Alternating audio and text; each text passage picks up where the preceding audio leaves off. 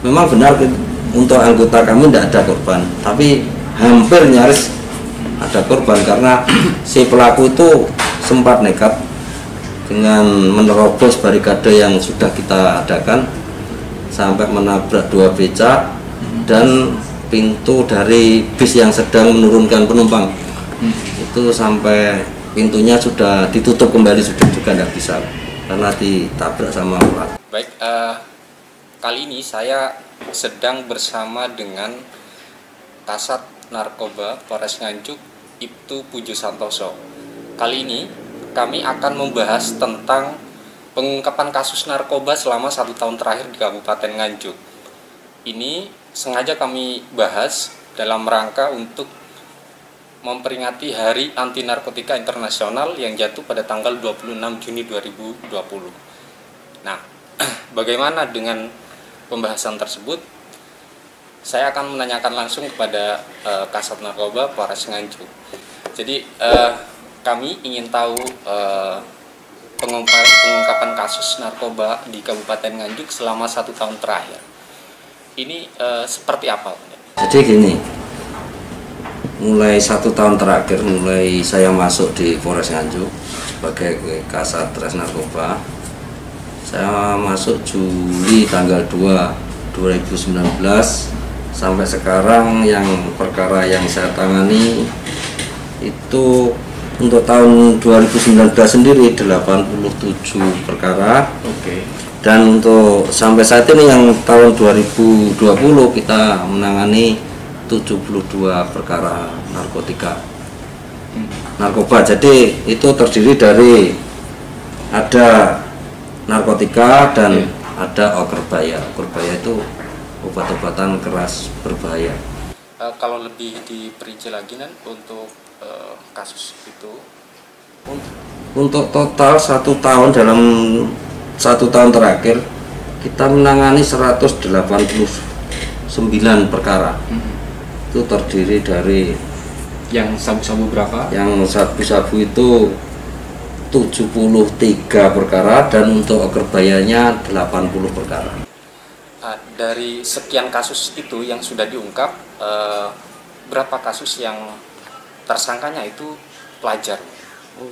Untuk selama ini yang paling banyak tahun 2019, yaitu kita mengamankan 8 pelajar dan yang 4 itu di bawah umur dan yang 4 sudah belajar tapi sudah di atas umurnya, sudah dewasa.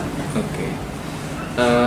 Selama 1 tahun terakhir dan untuk proses untuk tahun 2020 ini baru 1, yaitu masih pelajar, kita lakukan penahanan karena usianya juga sudah dewasa. Kebetulan SMA naik kelas 3 ini. Dengan angka 9 ya, 2019 sama 2020 total 9 kan? 9. Nah, ini Nganjuk kategori untuk peredaran narkoba di pelajar ini masuk kategori yang bagaimana? Apa sudah darurat atau bagaimana? Untuk di Nganjuk rata-rata kalau pelajar kebanyakan kan penggunanya okerbaya, jadi harga yang bisa dijangkau oleh pelajar. Okerbaya itu kan ini banyak yang nggak kenal ya. Iya. Kalau di masyarakat, okerbaya itu apa?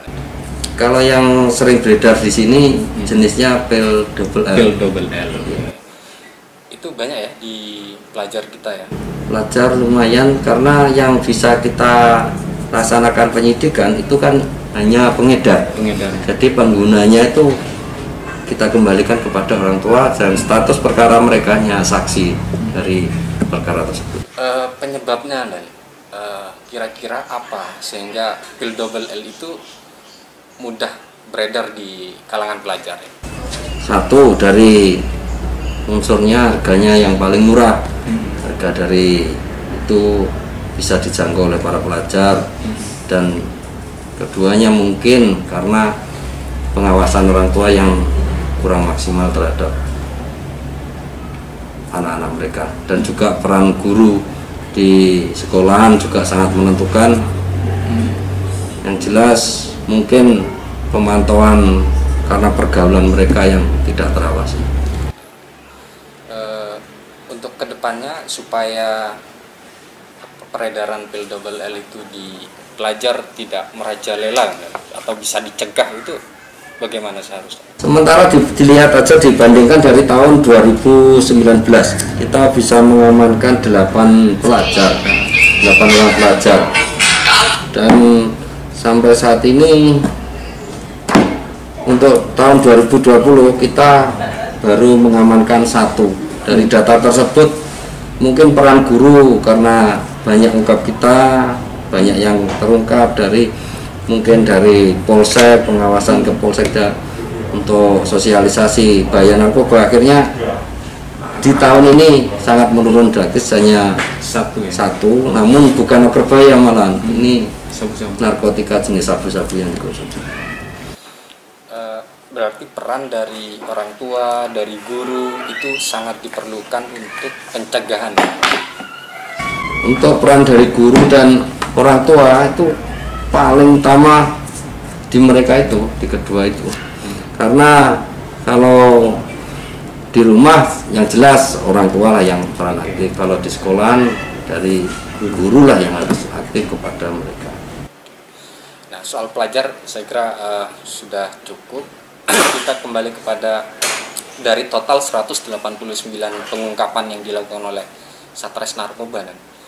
Nah, pengungkapan yang paling mungkin pertama yang cukup berat ya bagi anggota itu pengungkapan kasus yang mana?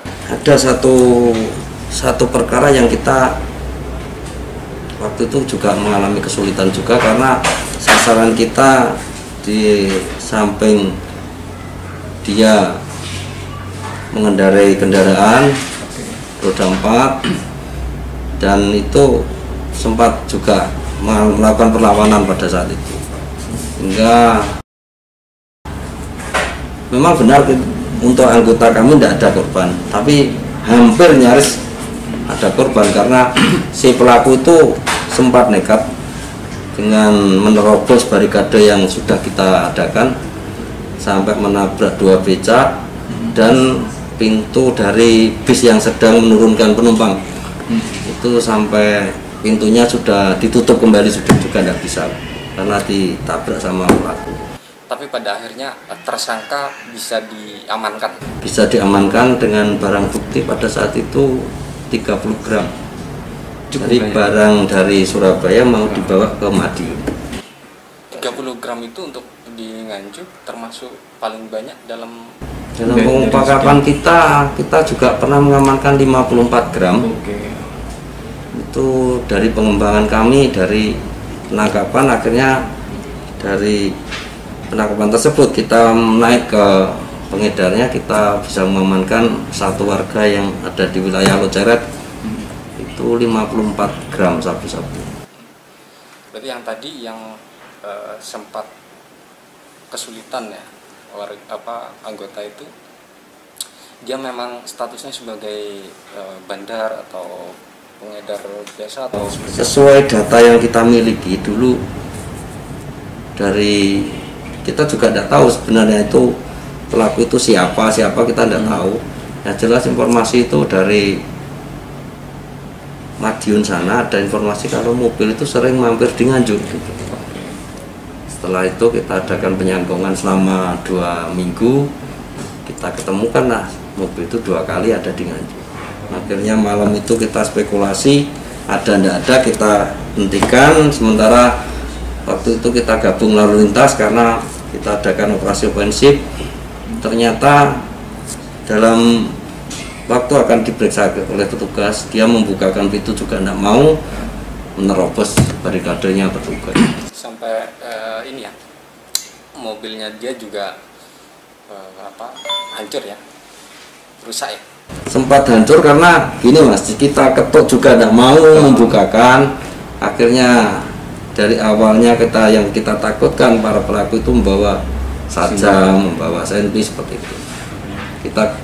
Makanya kita lumpuhkan dulu. Setelah kita bisa membuka mobil tersebut, karena sempat berhenti setelah menerobos, dia berhenti, bannya meletus, sudah tidak bisa jalan kemana-mana.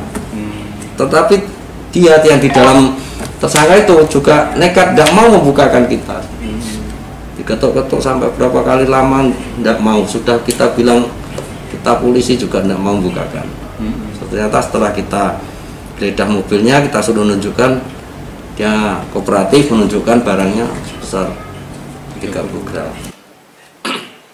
Jadi itu yang paling apa ya, mungkin agak sulit gitu ya. Agak sulit itu. Tantangannya cukup luar biasa gitu. Sekarang kasusnya perkaranya sudah ingkrah. Sudah 7 tahun penjara. Itu kalau tadi yang pengungkapan yang penuh tantangan, dan kalau saya tidak salah itu ada salah satu tersangka yang juga diamankan oleh tim Raja Wali 19, perempuan hamil, kan? Kayaknya ada pendampingan juga, itu gimana ceritanya? Ada itu, kita waktu itu 3 bulan kemarin kita mengamankan satu tersangka yang mengaku barang itu dari Surabaya. Ternyata setelah kita amankan yang pelaku yang di Surabaya, kedapatan satu paket barang bukti. Setelah dibawa ke sini, ternyata setelah periksakan hamil 9 bulan. Jadi di sini kami sudah koordinasi sama Wasidik Polda, sama Kejaksaan, tetap kita tangani berkasnya. Namun selang beberapa hari memang kita nggak mengadakan penahanan dengan jaminan orang tua kandungnya, ibu kandungnya. Setelah itu jarak 1 minggu melahirkan di sini, dan itu pun harus operasi sesar. Dan sampai saat ini berkas sudah P21, cuma kita belum bisa tahap 2 dikarenakan anaknya masih kecil sekali. Dan kemarin juga kita kontrol ke sini, si bayinya masih ada kelainan di dadanya, sini ada benjolan gitu. Makanya kita masih koordinasi dengan Kejaksaan terus mengenai tersangka tersebut, karena kooperatif. Sementara masih kita demi kemanusiaan untuk anaknya, sementara kita koordinasi untuk kita mundur dulu untuk tahap 2. Pada prinsipnya proses hukum akan tetap berlanjut. Kita kembali kemanusiaannya, karena apa? Dari tersangka tersebut suaminya juga ada di dalam lapas, sedang ditahan. Terus dari saudara-saudara mereka sudah tidak mau peduli, seperti ibunya pun kalau dititipi anak juga nggak mau kebebanan dari anaknya si tersangka tersebut. Siap. Itu tadi lika-liku pengungkapan kasus. Nah, sekarang saya yang cukup mengejutkan atau cukup baru di Polres Nganjuk itu timnya Reskoba, namanya tim Raja Wali 19. Nah, sampai saat ini kan belum ada penjelasan di publik, itu apa sih yang dimaksud dengan tim Raja Wali 19 gitu? Memang tim kami kita namakan dengan tim Raja Wali 19 karena dengan filosofinya si Raja Wali. Raja Wali sendiri itu kan tim pengintai. Dari pengintai, setelah ada sasaran, dia cengkeramannya lebih kuat. Tidak itu saja, karena lambang yang ada di Satgas Narkoba juga lambangnya kan burung Raja Wali. Kenapa kita pakai 19? Karena tim tersebut lahir di Polres Nganjuk ini tahun 2019. Itu tidak lain-lain, bukan COVID-19 nanti kita samakan COVID-19 enggak. Okay. Karena itu lahirnya sebelum COVID-19 malah. Tapi sekarang melawan COVID-19 juga? Kalah sama COVID-19 tenarnya. Oke. Dan mungkin ini yang terakhir, supaya ke depan kasus narkoba di Kabupaten Nganjuk ini tidak semakin banyak, tidak semakin besar begitu, barangkali ada yang mau disampaikan oleh Komandan untuk masyarakat gitu. Seperti apa?